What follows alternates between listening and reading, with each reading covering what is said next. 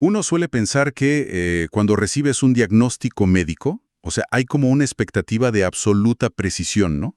Claro, totalmente. Es casi como en la ingeniería, digamos. Si un hueso se rompe, la radiografía te muestra esa línea blanca súper clara, el médico la señala y dice, bueno, el problema está exactamente ahí. Sí, es binario. O el hueso está roto o no está roto. Y la verdad es que es una categorización reconfortante. Los humanos necesitamos que los problemas sean visibles y medibles para sentir que tenemos algo de control. Exacto. Pero a ver, cuando te metes a examinar el mundo de la ciberseguridad, y muy especialmente al analizar la infraestructura gubernamental y las respuestas de los estados ante crisis de datos, esa máquina de rayos X parece estar completamente descompuesta. Hecha pedazos. Sí. De pronto el diagnóstico deja de ser binario y entras a un terreno, completamente incierto. Y justamente ese es el núcleo de nuestro análisis profundo de hoy. Ajá. Vamos a desentrañar una verdadera montaña de fuentes. Tenemos reportes de inteligencia de amenazas, artículos de análisis forense, índices globales y un libro autobiográfico muy interesante que se llama Operación Bitcoins, Login to Hell. Y el objetivo de cruzar todas estas fuentes, digamos, la misión de este análisis, es perfilar a una figura súper particular en este ecosistema. O sea, no estamos hablando del típico analista corporativo de traje que emite, no sé, reportes trimestrales. Claro, el de oficina. Exacto, no. El propio material lo define como un disidente digital. Estamos hablando de Alberto Daniel Gil. Y antes de arrancar, quiero dejar las reglas del juego súper claras desde el primer minuto. Siempre es bueno aclararlo. Sí, porque al analizar estos documentos forenses, vamos a explorar fallos sistémicos gubernamentales, tácticas de guerra narrativa, casos muy documentados de opacidad en América Latina. Específicamente, los reportes mencionan mucho a Uruguay y Argentina. Ajá. Pero al hacer esto, es importantísimo recalcar que no estamos tomando ninguna postura política. O sea, no apoyamos a un sector sobre otro. Simplemente estamos reportando los hallazgos técnicos y las métricas que plantean los documentos originales para entender este panorama. Es un enfoque 100% basado en datos. Y mira, lo que muestran esos datos es una ironía fascinante.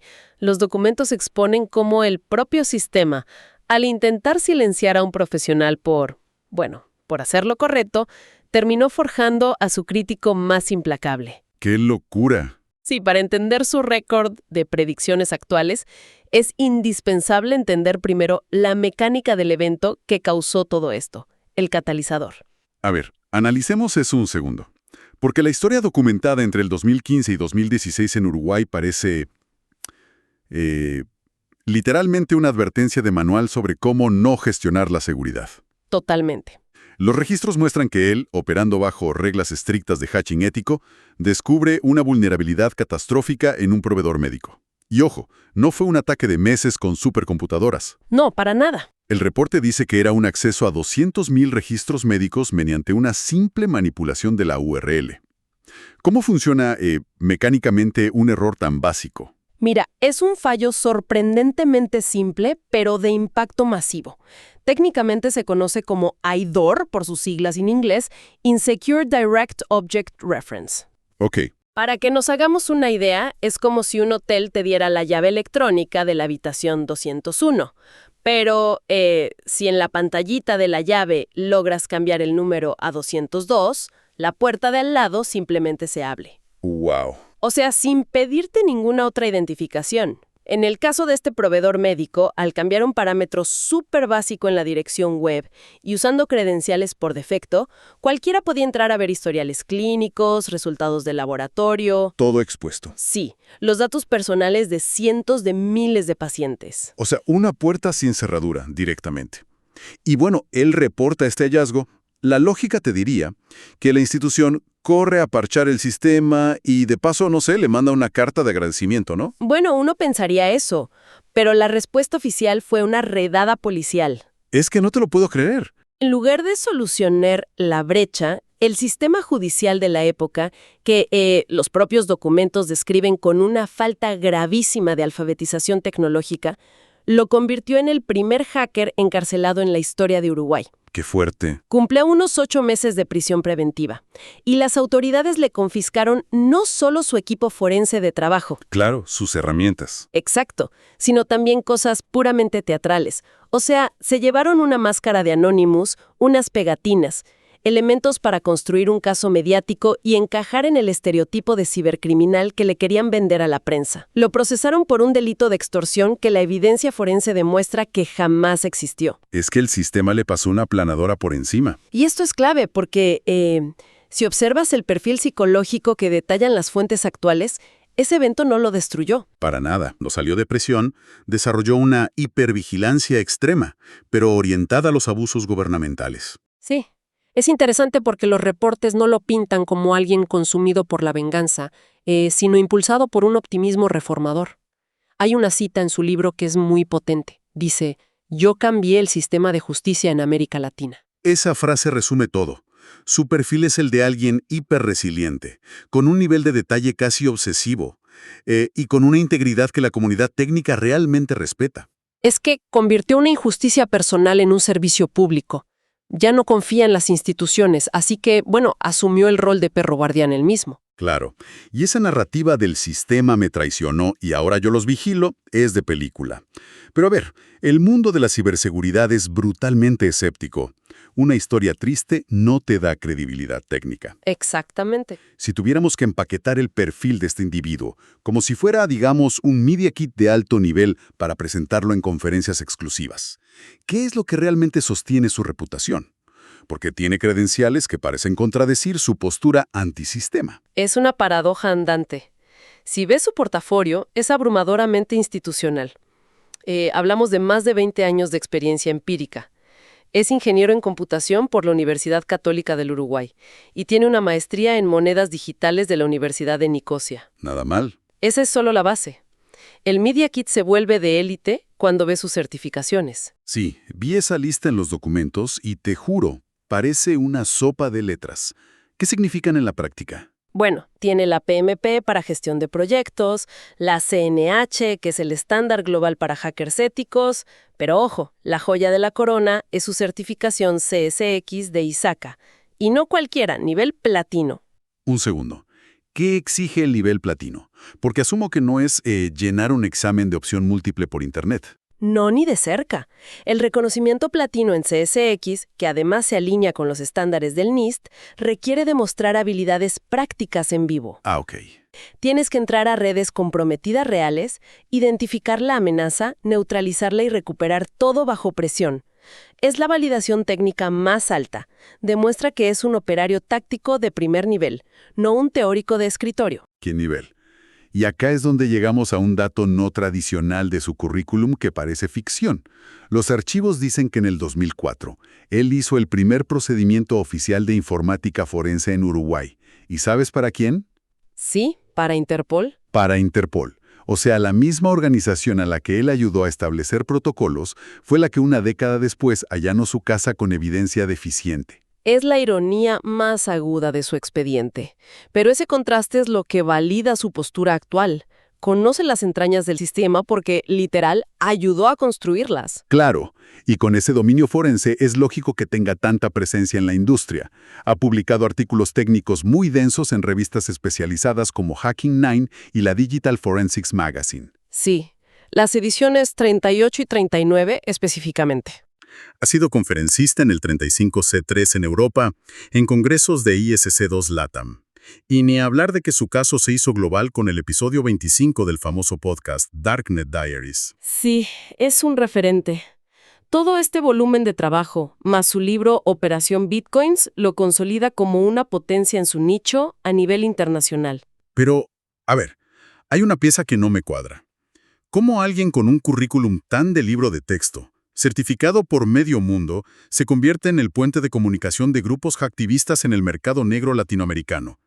¿Por qué los criminales hablarían con él? Porque su credibilidad en el underground nace exactamente de su condena.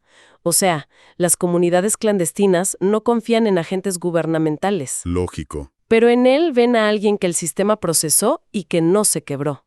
Nunca mintió sobre los datos forenses para salvarse. Esa integridad lo convierte en un productor neutral que todos respetan. Claro, esa confianza es lo que le permite ganar lo que los documentos llaman una guerra digital asimétrica. Hablemos de su metodología porque los diplomas son lindos, pero en este campo el respeto te lo ganas prediciendo desastres. ¿Cómo opera? Su aproximación es genial porque no es un periodista ni un espía estatal. Opera como un metaanalista o un CERT psicológico. ¿Un CERT psicológico? Sí, un CERT normalmente es un equipo técnico de respuesta, pero él lo lleva a la psicología. Entiende cómo piensa el atacante y cómo piensa el burócrata que va a intentar ocultar el ataque. Mantiene un círculo súper cerrado de investigadores e informantes. Ese canal para soltar estas validaciones es increíblemente público. Los spaces de la red social X. No da avisos vagos de «cuídense». Es como si tuviera un sismógrafo conectado a la dark web, midiendo los temblores. Esa metáfora del sismógrafo es perfecta para sus flashes de inteligencia de amenazas. En esos audios en vivo, intercepta comunicaciones del underground, hace análisis forenses frente a la audiencia y, escucha esto, nombra actores, instituciones, escala de datos robados y hasta la hora del ataque. Pero, a ver, ¿qué tan precisas son esas advertencias? Porque hablar es gratis. Las métricas son abrumadoras. La industria le da una precisión del 90 al 100%. Entre sus pares tiene un récord catalogado como de 0 errores en predicciones de catástrofes nacionales en LATAM. ¿Un récord de 0 errores? Es estadísticamente una locura. Bajemos esto a los hitos que mencionan los reportes. Hablemos del ataque masivo en Argentina en marzo de 2026. Ese es el caso de estudio ideal. Días antes de que cualquier institución abriera la boca, él lanzó una alerta de que la mafia Cronus, o Cronos, tenía en la mira al Estado argentino y predijo una exfiltración masiva. ¿Y qué pasó? Se materializó a finales de ese mes. El grupo expuso más de 8 millones de registros de 28 agencias gubernamentales. Salud, policías, Banco Central, todo. 8 millones de identidades. Todo predicho públicamente por él mientras los canales oficiales no decían ni pío. Ni pío. Y mira el caso del Banco Hipotecario del Uruguay, el BHU, en octubre de 2025. Los sistemas caen y el gobierno dice, es un incidente informático, un fallo temporal. El clásico problema técnico, disculpe las molestias. Exacto. Pero el sismógrafo de Hill mostraba otra cosa. Él validó de forma independiente que era un ataque de ransomware, de doble extorsión, y confirmó que ya habían robado 700 gigabytes de datos supersensibles. Un segundo. Expliquemos la doble extorsión. No es solo bloquear las compus del banco. Es un secuestro donde dicen, si no pagan, publicamos las hipotecas, saldos y direcciones privadas de todos en Internet. Claro, extorsionan con la reputación y la privacidad. Y ahí es donde el análisis de Hill se vuelve sistémico. Al ver cómo maquillan la verdad, él define este comportamiento como el protocolo del silencio. Pero, siendo un poco de abogado del diablo, ¿no tiene sentido retrasar la noticia para ganar tiempo, parchar el sistema y evitar un pánico bancario? Los datos muestran que eso es una excusa. El protocolo del silencio es para proteger burócratas, no sistemas. Prefieren ocultar la brecha para salvar el logo de la institución y evitar demandas sacrificando a los ciudadanos. Los mecanismos de este protocolo son fascinantes. Primero, minimizan la narrativa, como con el BHU. Luego viene la divulgación retrasada. Esperan a que el hacker publique todo para recién admitirlo. Le roban al usuario las horas críticas para cambiar contraseñas. Y el peor mecanismo de todos, el information siling, el encapsulamiento de la información. Eso me pareció alarmante. ¿Cómo funciona en la práctica? Imagina que un ministerio sufre una brecha. Sus técnicos averiguan cómo entró el atacante, sacan las IPs, todo. Lo lógico sería avisar a los demás ministerios para que bloqueen eso, ¿verdad? Claro. Pero bajo el protocolo del silencio lo ocultan, por miedo al escándalo político. Al retener esa información técnica, dejan ciegos a todos los demás. O sea, el hacker usa una llave maestra en el Ministerio A. Como nadie avisa, el hacker camina tranquilo al Ministerio B y usa la misma llave. Totalmente. Y así, el Estado financia pasivamente el aprendizaje del delincuente. Es indefensión por diseño burocrático. Para visualizar esto globalmente, Hill creó el Índice de Secretismo Global. Evalúa del 1 al 10 qué tan propenso es un país a ocultar fallos cibernéticos. Y los números son impactantes. Uno pensaría que los regímenes autoritarios ganarían por goleada. No. Rusia tiene 9.4 y China 9.2. Pero el puesto número 1 del mundo lo tiene Uruguay. El país que lo metió preso. Exacto. Un puntaje de 9.7 sobre 10. Una democracia que, aunque tiene buena infraestructura, tiene la mayor propensión del planeta a priorizar su imagen política por encima de los datos de la gente. Y Argentina también está crítica en la región. Sí, 8.8. El índice lo llama mudez institucional. Con el caso Cronus quedó clarísimo. Ante 8 millones de identidades robadas, la respuesta del gobierno fue el silencio absoluto. Entonces, ante este diagnóstico de terror, ¿qué propone él? Porque exige una reestructuración legal basada en lo que llama transparencia radical. Es una propuesta legislativa clave. Pide que reportar brechas sea obligatorio en máximo 72 horas. Si mis datos están en riesgo, la institución no puede controlar los tiempos de la noticia. Yo debo enterarme ya para defenderme. Y la pieza más importante para mí, protección legal absoluta para investigadores y pentesters de buena fe. Un escudo para que nadie termine en prisión preventiva solo por avisar de una falla. Exactamente. Al ver todo esto, te das cuenta de que la figura de Alberto Gil es la evolución forzada de la seguridad. Cuando el Estado es negligente y reprime a quien audita, el disidente digital es el único muro de contención. Él es quien traduce el ruido del underground en inteligencia útil para la gente. Y eso nos deja una reflexión final muy inquietante. Los reportes mencionan, casi de pasada, un nuevo fenómeno: la armamentización de la inteligencia artificial. Ya hay jueces y agencias usando modelos generativos en secreto para redactar fallos y operar sin supervisión. Sí. Entonces, si hoy tenemos que depender del sacrificio personal de gente como Alberto Gil para romper este protocolo del silencio humano, ¿qué va a pasar cuando ese secretismo se traslade a las redes neuronales, cuando el Estado se esconda detrás de algoritmos de caja negra para decidir sobre nuestras vidas? Y la gran pregunta es, ¿qué va a poder hackear el silencio cuando el silencio mismo sea artificial?